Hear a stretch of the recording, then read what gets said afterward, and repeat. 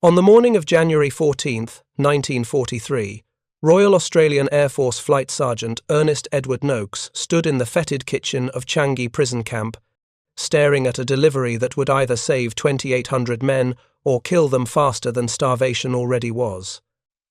The Japanese guards had just dumped 3 tons of rotting tapioca root outside the cookhouse, along with 2 barrels of weevil-infested rice and what appeared to be the internal organs of water buffalo that had been dead for at least 3 days.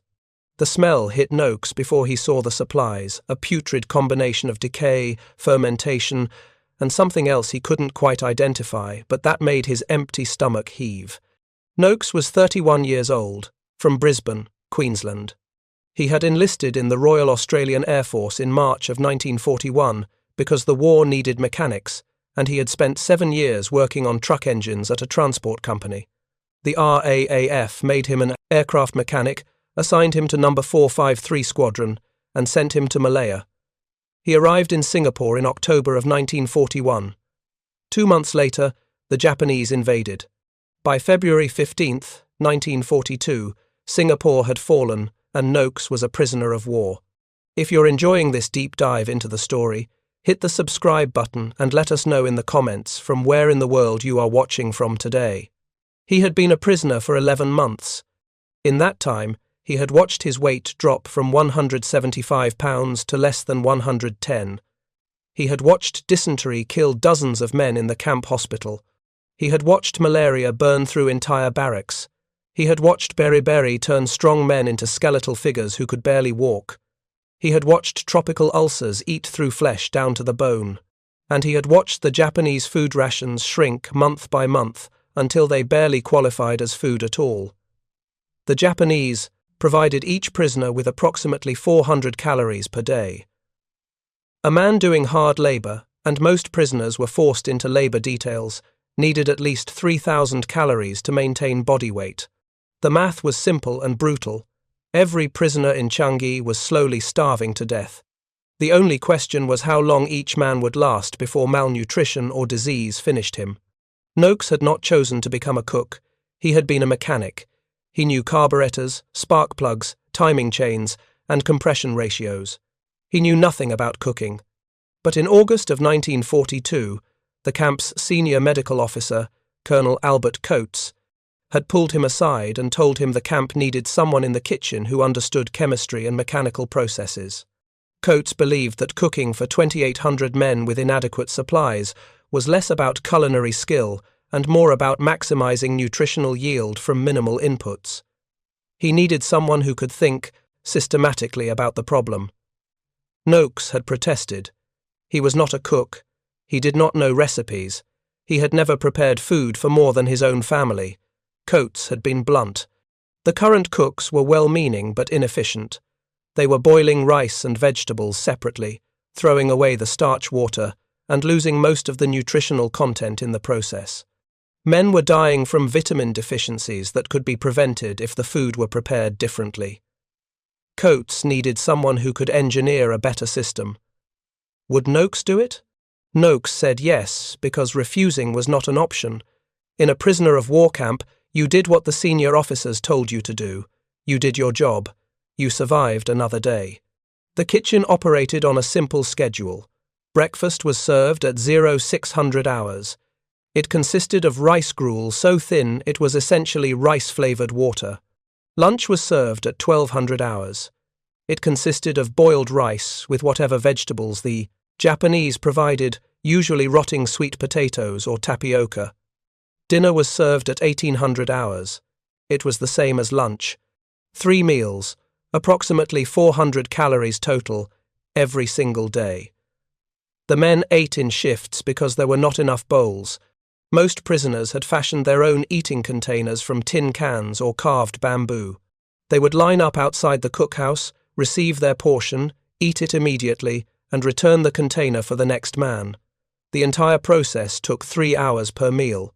9 hours per day spent distributing food that barely qualified as nutrition. Noakes had spent his first weeks as a cook learning the existing system. The rice was boiled in plain water until soft, then drained. The starch water was discarded. The vegetables were boiled separately, also drained, also discarded. The rice and vegetables were combined and distributed. It was simple, efficient, and nutritionally catastrophic. The starch water contained B vitamins that prevented beriberi. The vegetable water contained vitamin C that prevented scurvy. By throwing away the water, the kitchen was throwing away the most critical nutrients. Noakes had suggested to the previous head cook that they should save the water and serve it as soup. The head cook had refused. The men wanted rice, not soup. Soup was thin and unsatisfying. Rice was solid food. The men would complain if they received soup instead of rice. Noakes had pointed out that the men were dying from vitamin deficiencies. The head cook had said that was the medical officer's problem, not the kitchen's problem. 3 days later, the head cook died from dysentery, and Noakes was promoted to head cook by default. But the soup was still inadequate. 400 calories per day was not enough. The men continued to lose weight. The death rate from disease remained high. Malnutrition weakened immune systems, making every infection potentially fatal. Noakes needed more calories, more protein, more vitamins. He needed better ingredients. The Japanese were not going to provide them, which brought him back to the morning of January 14th, 1943, and the 3 tons of rotting tapioca that had just been dumped outside his kitchen. Tapioca is a starch extracted from cassava root. In its fresh form, it is a decent source of carbohydrates. In its rotting form, it is inedible. The tapioca outside Noakes's kitchen had been sitting in a warehouse for months, possibly years. The roots were black with mold. They smelled of fermentation and decay. Large sections had liquefied into a putrid slime. The Japanese guard who had supervised the delivery spoke minimal English, but made himself understood. This was the ration for the next month. No other food would be provided except the usual rice and occasional vegetables. If the prisoners wanted to eat, they would eat the tapioca. Noakes did not respond. He was calculating. 3 tons of tapioca. 2,800 men. 30 days. That worked out to approximately 75 pounds of tapioca per day, or about half a pound per man. If he could extract any nutritional value from it at all, it would double their daily caloric intake. But how do you make rotting tapioca edible? The rot was bacterial and fungal.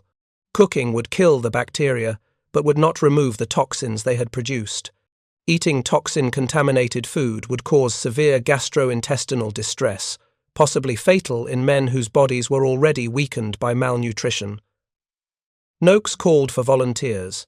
He needed men to sort through the tapioca and separate the sections that were merely old from the sections that were actively decomposing. 6 prisoners stepped forward. They spent the next 4 hours going through the pile, cutting away the worst sections and salvaging what they could. They ended up with approximately 2 tons of usable tapioca that was old, discoloured, and unappetizing but not actively rotting. He spent that evening thinking through the chemistry. Cyanogenic glycosides are water-soluble. Soaking the tapioca in water would leach out the toxins, but the water would then be poisonous. He needed to soak the tapioca, drain the water, and repeat the process multiple times until the toxin concentration dropped to safe levels. How many soakings would be required? Noakes did not know. He had no way to test cyanide levels. He would have to guess, and if he guessed wrong, 2,800 men would suffer cyanide poisoning on top of their existing malnutrition. He consulted with Colonel Coates. The medical officer did not have a definitive answer, but suggested a minimum of 3 soaking cycles, each lasting at least 6 hours. That meant processing the tapioca would take at least 18 hours before it could be cooked. Noakes needed to start immediately. The men's reaction was immediate and hostile. The soup had turned into a thick, gummy liquid that stuck to their mouths and throats. Some men gagged. Others refused to eat it. One man accused Noakes of serving them prison glue. Another said the Japanese were laughing at them for eating paste. Noakes stood in the serving area and addressed the complaints directly. The tapioca was food. It contained calories. Every man in the camp was starving. This soup would slow that starvation. They could complain about the taste, or they could eat it and live a few weeks longer. Their choice. Most men ate it, some still refused. Noakes made note of who refused and asked Colonel Coates to speak with them privately. Coates explained that refusing food was effectively suicide. The men who refused tonight would be weaker tomorrow, more susceptible to disease, closer to death. Did they want to die over a matter of taste? All but 2 men agreed to eat the soup. The 2 who continued refusing were isolated in a separate barracks and given the standard rice ration without the tapioca soup. Noakes needed to document what happened to them. If the soup was harmful, these 2 men would be the control group. If the soup was beneficial, their declining health compared to the other prisoners would prove it. Over the next week, the effects became clear. The men eating the tapioca soup maintained their weight. Some even gained a pound or 2. Their energy levels improved slightly. They were still malnourished and starving, but the rate of deterioration slowed. The 2 men who refused the soup continued losing weight. One developed severe beriberi symptoms. The other became so weak he could not walk without assistance. Both men asked to be put back on the tapioca soup after seeing the difference. Noakes agreed. He took no satisfaction in being proven right. He was simply documenting results and adjusting the system accordingly. Noakes began walking the perimeter of Changi Prison Camp every morning at 0500 hours before his kitchen duties began. He was looking for anything edible that the Japanese had not claimed or forbidden. The camp covered approximately 15 acres, most of it bare dirt, packed hard by thousands of feet. But along the edges, near the fence line, some vegetation still grew. Weeds, mostly. Wild grasses. A few stunted trees. On the 3rd morning of his search, Noakes found a patch of what the locals called kangkong, a semi-aquatic plant with hollow stems and arrow-shaped leaves. It grew wild in ditches and waterlogged areas throughout Southeast Asia. The Japanese guards ignored it because they considered it animal fodder, not human food. But kangkong was edible. More importantly, it was rich in vitamins A and C, iron, and calcium, exactly what the prisoners needed. Within 2 weeks of adding kangkong to the soup, the rate of new scurvy cases dropped. Men who had been developing bleeding gums and loose teeth reported improvement. The vitamin C was working. But Noakes still needed protein. The Japanese provided almost none.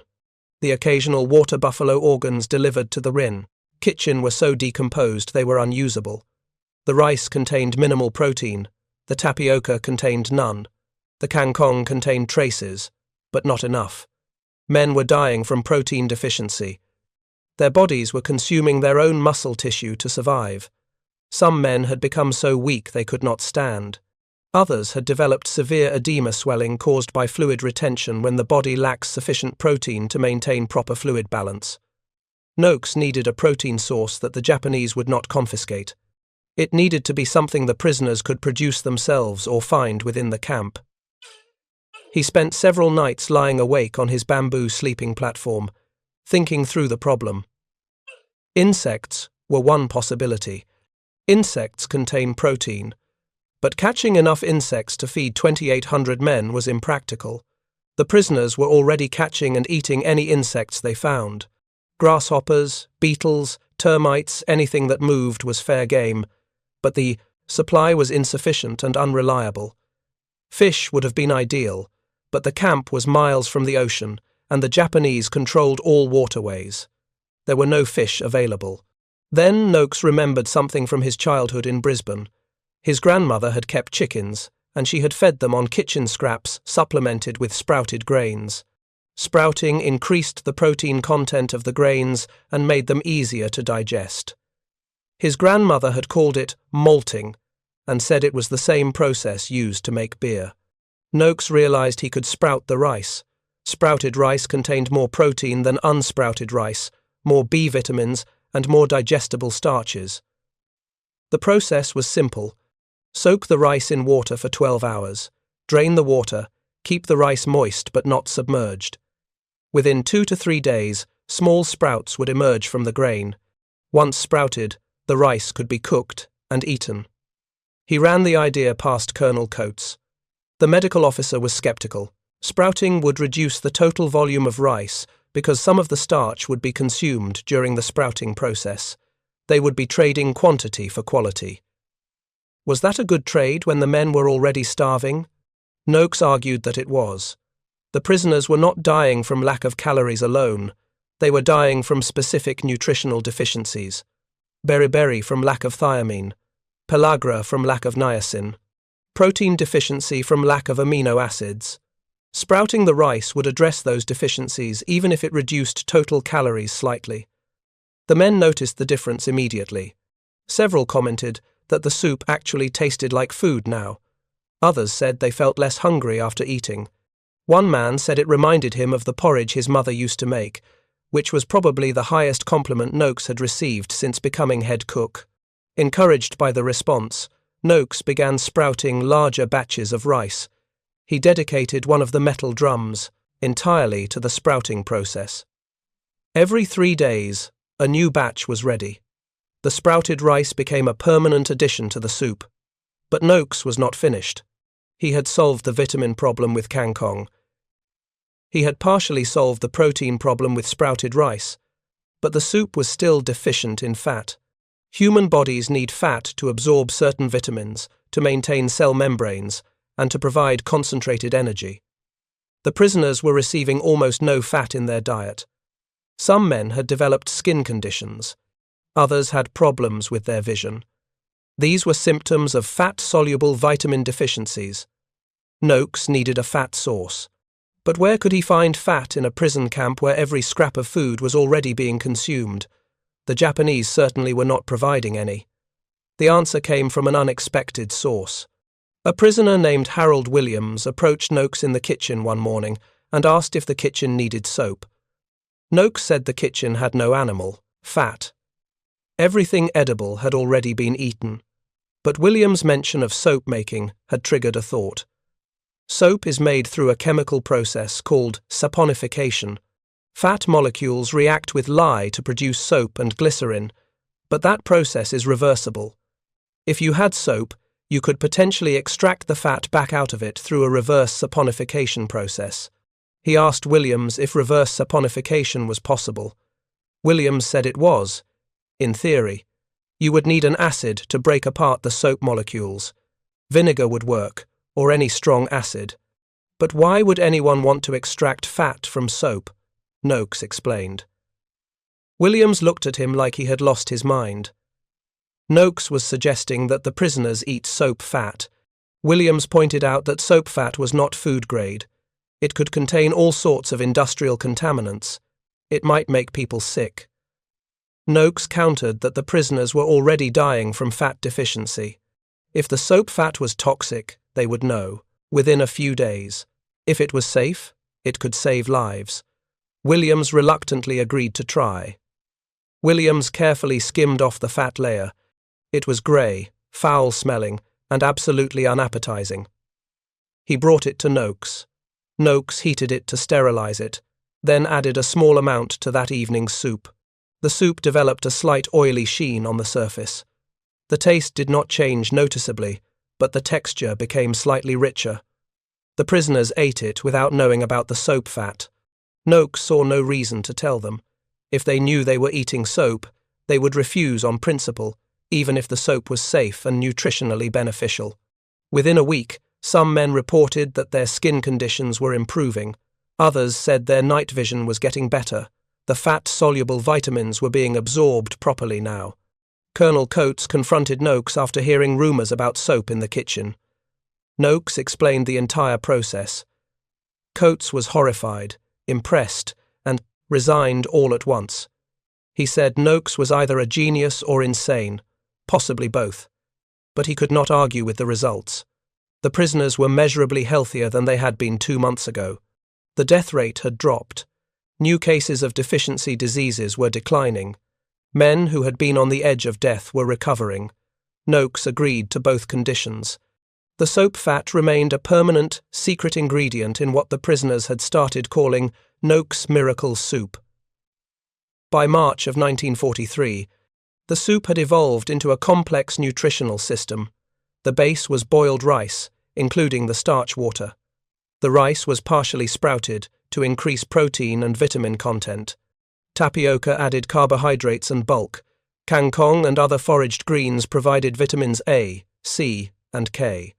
Soap fat provided essential fatty acids and enabled absorption of fat-soluble vitamins.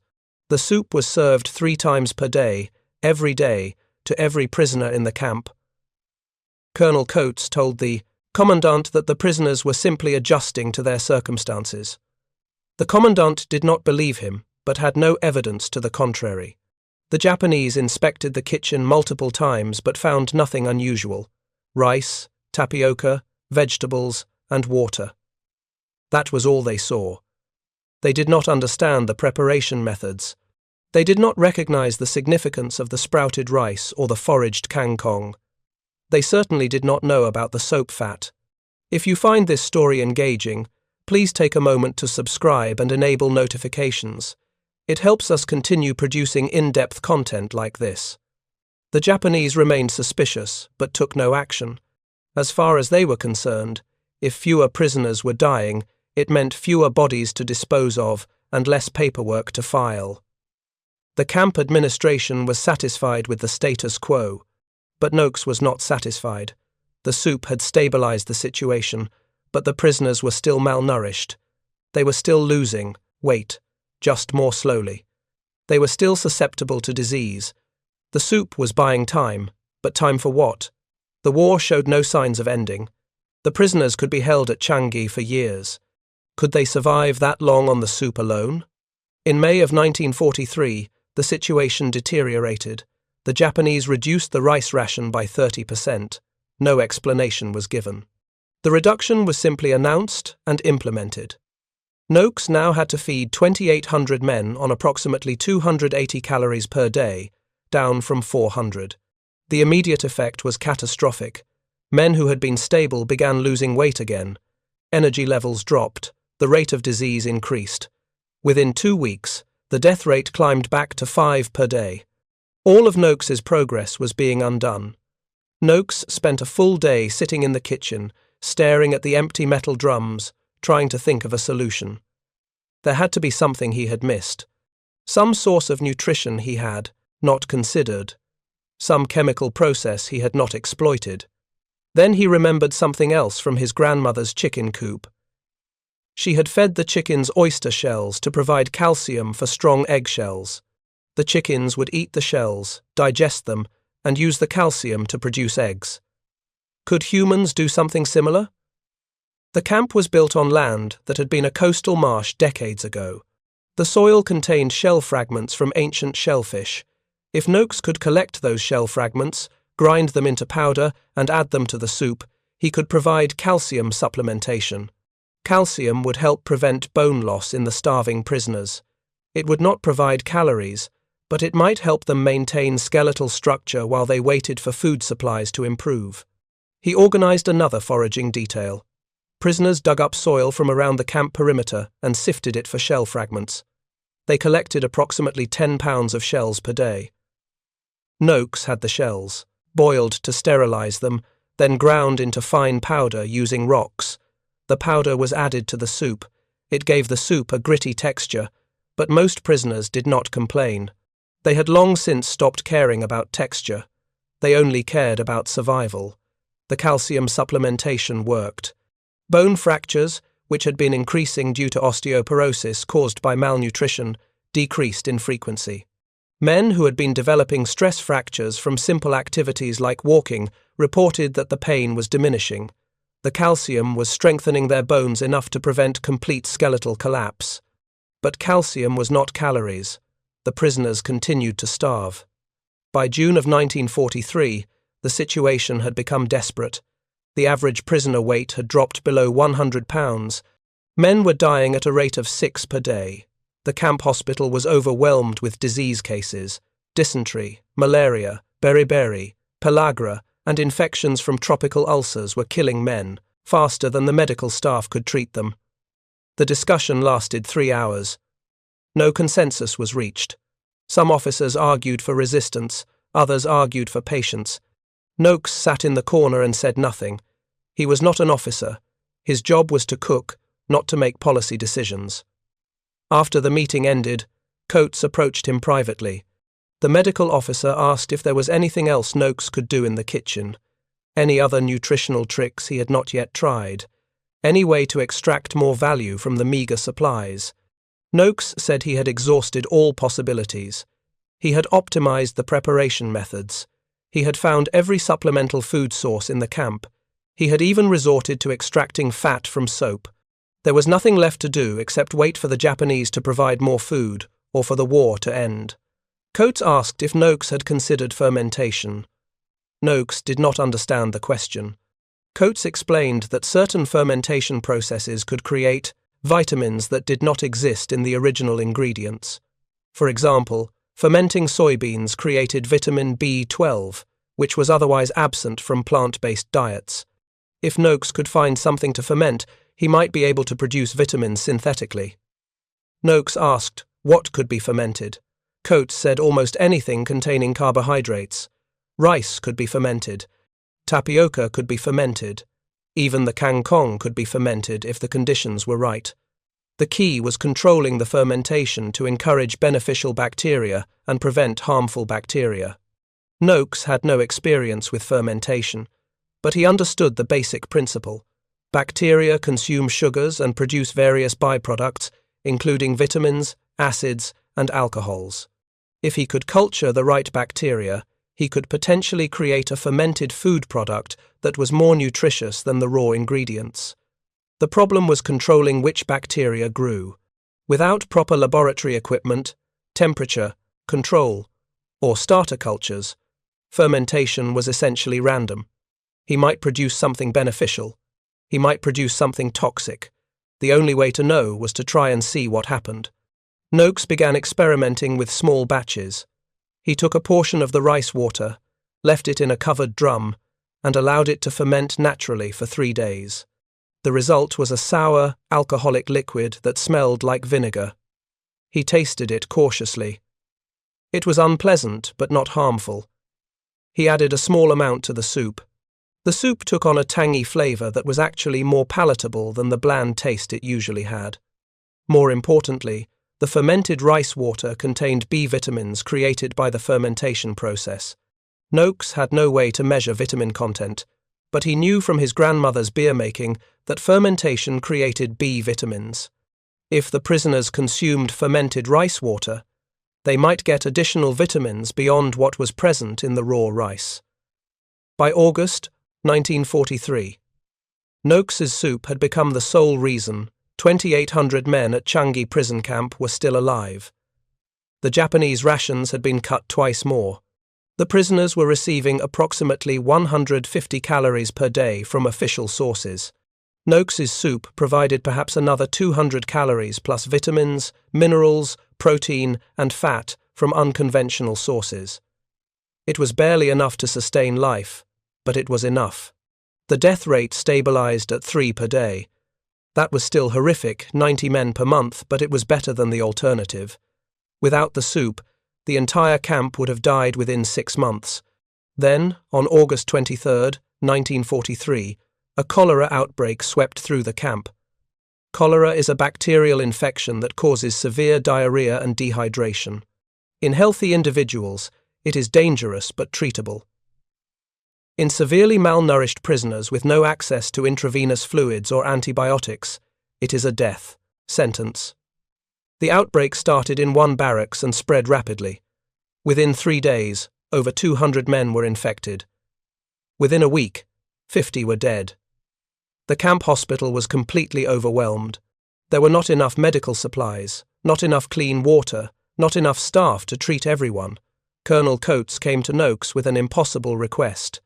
Could the soup be modified to help treat cholera patients? The patients needed electrolytes, sodium, potassium, and other salts to replace what they were losing through diarrhea. They needed easily digestible calories to maintain strength. They needed to be kept hydrated. The result was a thin, salty, slightly sweet liquid that was more medicinal than food. It tasted terrible, but it contained exactly what cholera patients needed: hydration, electrolytes, simple calories, and vitamins.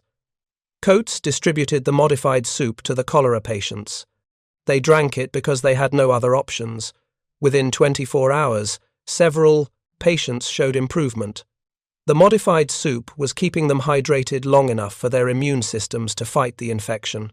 It was not a cure. Cholera still killed many men, but it reduced the death rate from nearly certain to merely probable. Over the next 3 weeks, the cholera outbreak burned through the camp. 120 men died. But over 80 survived, many of whom would have died without the modified soup. When the outbreak finally ended in mid-September, the camp medical staff credited Noakes' soup with saving dozens of lives. Noakes did not feel like a hero. He felt like a mechanic who had been handed a broken machine with missing parts and told to make it run anyway. He had improvised solutions using whatever materials were available. Some solutions worked, some did not. Men had died because his solutions were not good enough, but more men had lived because his solutions were slightly better than nothing. The war continued. Months became years. The prisoners at Changi lost track of time. Days blurred together in an endless cycle of hunger, work details, and survival. Noakes continued refining his soup. He found new sources of vitamins in tree bark that could be boiled and strained. He discovered that certain weeds contained trace minerals. He learned to ferment different foods at different temperatures to produce different nutritional profiles. The soup was no longer a simple survival ration. It was a scientifically optimized nutritional system designed to keep severely malnourished men alive on minimal calories. It was possibly the most advanced prisoner of war food preparation system ever developed. But even with all of Noakes's innovations, the prisoners continued to deteriorate. By June of 1945, the average prisoner weight was below 90 pounds. Some men weighed less than 70 pounds. They were walking skeletons, barely conscious, sustained only by the soup and sheer willpower. Then, on August 6, 1945, the United States dropped an atomic bomb on Hiroshima. 3 days later, another bomb fell on Nagasaki. On August 15th, Emperor Hirohito announced Japan's surrender. The war was over. The prisoners at Changi did not know immediately. The Japanese guards said nothing. But on August 17th, a British aircraft flew over the camp and dropped leaflets announcing the surrender. The prisoners erupted in celebration. Men who could barely walk danced in the dirt. Men who had not smiled in 3 years wept openly.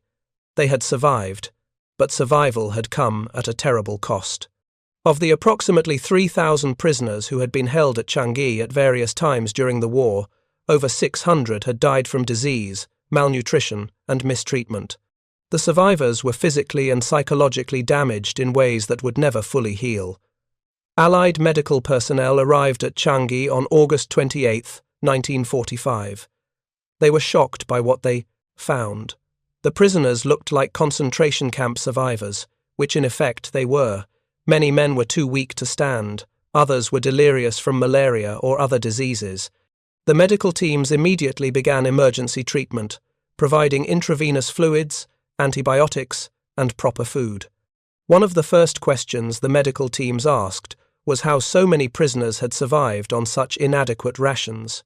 The Japanese had documented providing an average of 300 calories per prisoner per day over the past year. That should have resulted in mass starvation and death. Yet 70% of the prisoners were still alive. Something had supplemented the Japanese rations. Colonel Coates directed the medical teams to the kitchen. They needed to talk to Flight Sergeant Ernest Noakes. The Allied medical personnel spent 3 days interviewing Noakes and documenting his methods. They took samples of the soup for analysis. They photographed the kitchen setup. They recorded every ingredient, every preparation method, every innovation Noakes had developed over 3.5 years. The Allied medical teams were astounded. One doctor from the British Medical Corps said it was the most sophisticated nutritional engineering he had ever seen, particularly given the complete absence of modern equipment or laboratory resources. Another doctor from the Australian Army Medical Service said Noakes had essentially invented a new field of emergency nutrition science. Noakes did not understand what they were so excited about. He had simply done what needed to be done with what was available. Any competent mechanic could have done the same. You look at what is broken, you figure out why it is broken, and you fix it with whatever tools and parts you have. The human body was just another machine. When it lacked certain inputs, it broke down in predictable ways. You identified which inputs were missing and found ways to provide them. The medical teams disagreed. What Noakes had done required not just mechanical thinking but deep understanding of biochemistry, nutrition, science, and food preparation. He had figured out through trial and error principles that university researchers had taken decades to discover in controlled laboratory settings. He had optimized fermentation processes without understanding microbiology. He had balanced amino acid profiles without knowing what amino acids were. He had prevented specific vitamin deficiencies without being able to measure vitamin content. It was, they said, intuitive genius applied to an impossible problem. Noakes still did not understand, but he answered their questions and showed them his methods. They asked if they could take his recipe back to their medical schools and research institutions. Noakes said it was not his recipe. It belonged to all the prisoners who had eaten it and lived. It belonged to Colonel Coates, who had given him the freedom to experiment. It belonged to Harold Williams, who had shown him how to extract fat from soap. It belonged to the foraging teams who had collected kangkong every morning for 3 years. It belonged to everyone except him. In November of 1945, Ernest Noakes was evacuated to Australia for medical treatment. He weighed 92 pounds. He had tropical ulcers on both legs. He had chronic dysentery. He had partial hearing loss from repeated malaria fevers. He had severe dental problems from years of malnutrition. But he was alive. He spent 6 months in military hospitals, slowly regaining weight and recovering from the various diseases and deficiencies. The doctors told him he would probably never fully recover. The damage from prolonged starvation was permanent. His liver was scarred, his heart was weakened, his bones were brittle. He would deal with health problems for the rest of his life. Noakes accepted this information without complaint. He had survived. That was more than 600 men from Changi could say. He never spoke about Changi. When people asked about his war service, he said he had been a prisoner and left it at that. He did not mention the soup. He did not mention the 600 dead. He did not mention anything that had happened during those 3.5 years. It was finished. He had survived. Moving forward was the only direction that mattered, but the military had not forgotten him. In 1947, the British government awarded Ernest Noakes the Member of the Order of the British Empire for his services as a prisoner of war. The citation mentioned his work in the prison camp kitchen and credited him with saving countless lives through innovative food preparation methods. Noakes attended the ceremony in Brisbane, accepted the medal, shook hands with the Governor-General, and went back to work the next day. He did not frame the medal or display it. It sat in a drawer with his discharge papers and service records. His children did not know it existed until after his death. In 1952, the Australian government commissioned a study of prisoner-of-war nutrition during World War II. Researchers contacted former Changi prisoners and asked about their experiences. Multiple prisoners mentioned Noakes's soup. The researchers requested an interview with Noakes. He refused. He said everything had already been documented by the Allied medical teams in 1945. He had nothing to add. The researchers persisted. They explained that they were trying to develop improved survival rations for military personnel who might become prisoners of war in future conflicts. Noakes' methods could save lives in future wars. Would he reconsider? Noakes agreed to one interview. He met with the research team in Brisbane in January of 1953. He spent 4 hours describing his methods in exhaustive detail. The researchers took notes and asked technical questions. At the end of the interview, they asked Noakes what had motivated him to develop such sophisticated techniques under such difficult circumstances. One of the researchers asked if Noakes had ever felt overwhelmed by the responsibility. Had there been moments when he wanted to give up? Noakes said yes, many times. But giving up would have meant men died faster, so he kept working. That was all there was to it. The research team's report published in 1954, became a standard reference work on emergency nutrition. It included detailed descriptions of Noakes's techniques and recommendations for implementing similar methods in future prisoner-of-war situations. The report was classified secret and distributed only to military medical personnel. The general public never knew it existed. Ernest Noakes continued working as a truck mechanic in Brisbane until 1969, when health problems forced him to retire at age 57. His liver had finally failed from the cumulative damage of tropical diseases and prolonged malnutrition. He spent his last years in and out of hospitals, gradually declining. He died on March 12, 1973, at age 61. His death certificate listed the cause as liver failure secondary to chronic tropical disease and malnutrition during military service. He was buried at Lutwyche Cemetery in Brisbane with full military honours. Fewer than 20 people attended the funeral. His widow, Dorothy, kept his service records and the medal he had never displayed. After her own death in 1991, their children donated the materials to the Australian War Memorial in Canberra. That was when military historians finally began piecing together the full story of what Noakes had done at Changi. Several surviving Changi prisoners attended the exhibition opening. They were in their 70s and 80s now, old men who had been young when they were captured.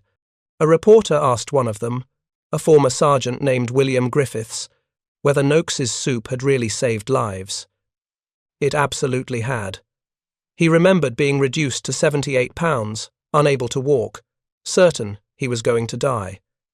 Then he started drinking the soup 3 times a day. Within a month, he had gained 12 pounds. Within 3 months, he could walk again.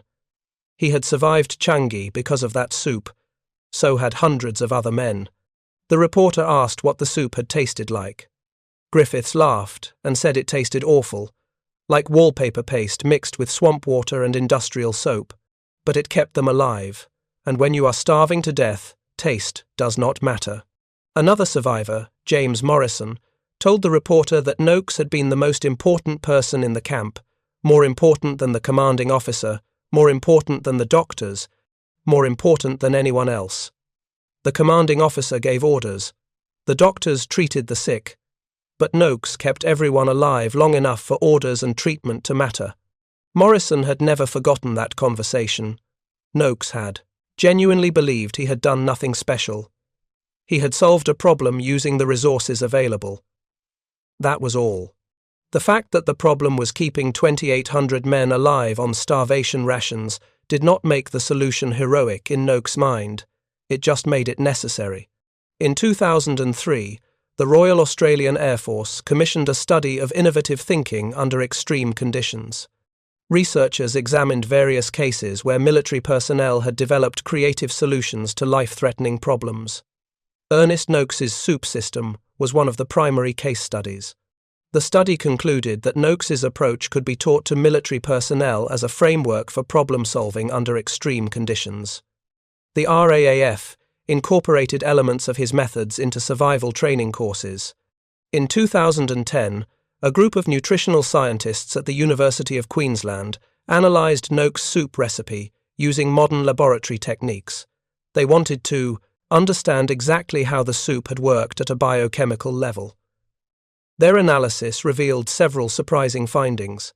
First, the fermentation process Noakes had used produced not just B vitamins but also certain beneficial bacteria that improved gut health and enhanced nutrient absorption. Second, the combination of sprouted rice and fermented rice water created a complete amino acid profile, meaning the soup contained all essential proteins, despite having no animal products. Third, the minerals from the ground shells were more bioavailable than calcium from standard supplements because of the way Noakes had prepared them. The researchers concluded that Noakes had essentially created a perfect survival food through intuition and experimentation. Modern nutritional science, with all its advanced equipment and knowledge, could not significantly improve on his formula.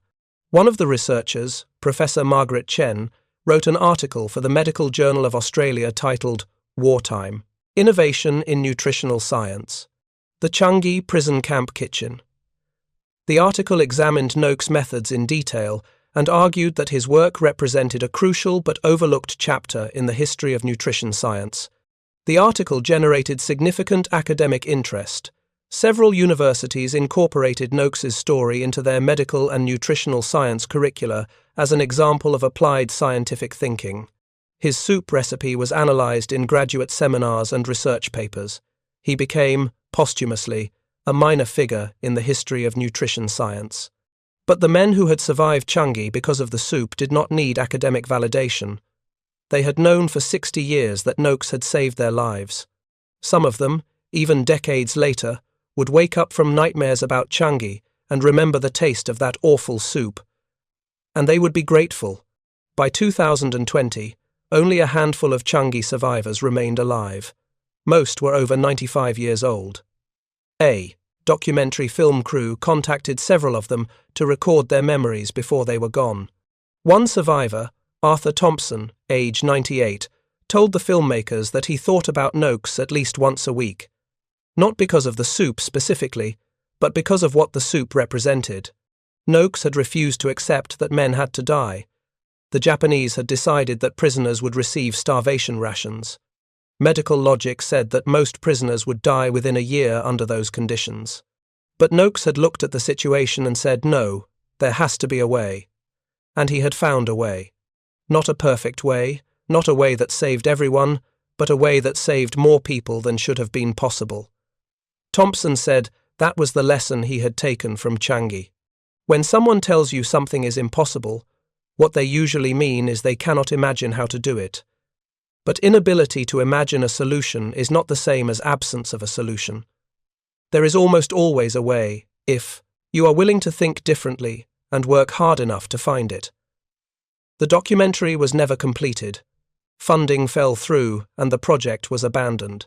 But the interview footage was archived at the Australian War Memorial, where it remains available to researchers.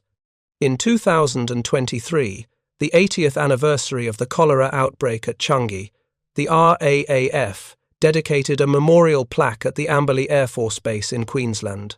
The plaque honoured Flight Sergeant Ernest Edward Noakes, member of the Order of the British Empire, for his service as a prisoner of war and his innovations in emergency nutrition that saved countless lives. The dedication ceremony was attended by 2 surviving Changi prisoners, both over 100 years old. They stood in front of the plaque, reading Noakes's name, remembering the soup that had kept them alive 8 decades earlier. One of them, Frederick Wilson, age 102, told the assembled crowd that Noakes had been the quietest hero he had ever met. The man had never raised his voice, never sought recognition, never claimed credit. He had just done the work, every single day, for 3.5 years, without complaint or expectation of reward. Wilson said that was real heroism. Not dramatic gestures or spectacular acts of valour, but quiet, persistent competence applied to an impossible task.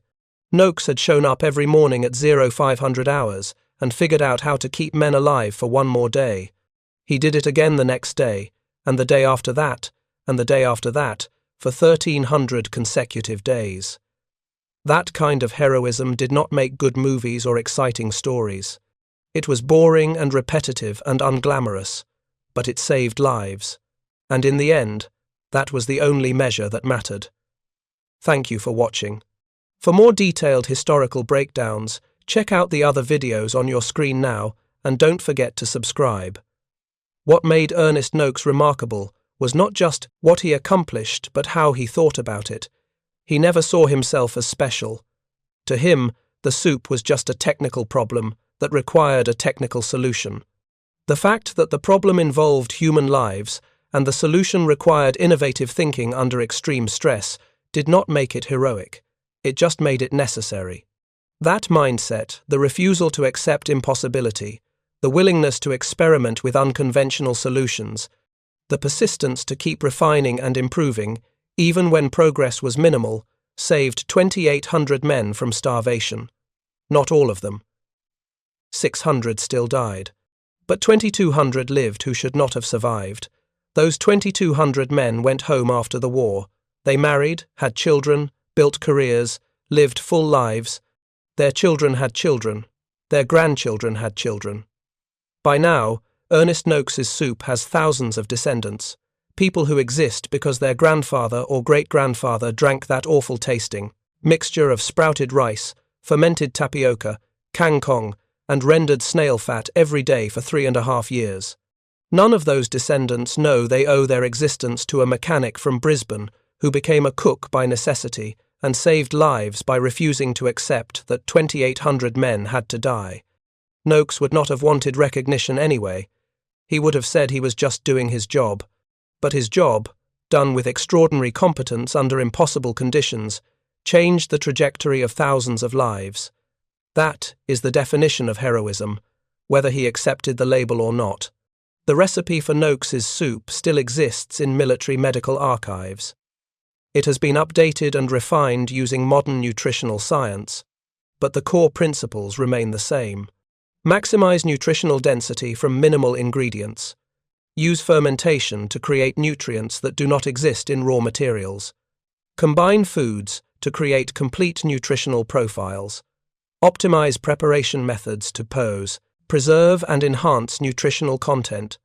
Those principles, developed by a mechanic in a prison camp kitchen 80 years ago, are now taught to military medical personnel worldwide.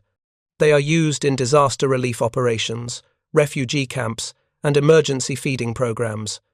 Millions of people have been fed using techniques that Ernest Noakes invented out of desperation and necessity. He died believing he had done nothing special. The 2,200 men who survived Changi knew better. So do the nutritional scientists who study his methods. So do the military medical personnel who use his techniques. So do the thousands of descendants who exist because their ancestors drank soup that tasted like wallpaper paste, but contained exactly the right combination of nutrients to keep a human body alive on 150 calories per day. Ernest Edward Noakes was just a cook, just a mechanic, just a man doing his job. And that job, done with ingenuity, persistence, and quiet competence, saved thousands of lives and advanced human knowledge in ways that continue to matter 8 decades later. That is how one cook's insane soup recipe saved 2,800 prisoners of war from starvation. Not through drama or spectacle, but through systematic problem-solving applied to an impossible challenge. Not through heroic gestures, but through daily, unglamorous work done with extraordinary competence. Not by one man alone, but by a community of prisoners who trusted him, helped him, and drank his awful soup because staying alive mattered more than taste. The soup worked, the men lived, and Ernest Noakes went back to fixing truck engines, never understanding why anyone thought what he had done was remarkable.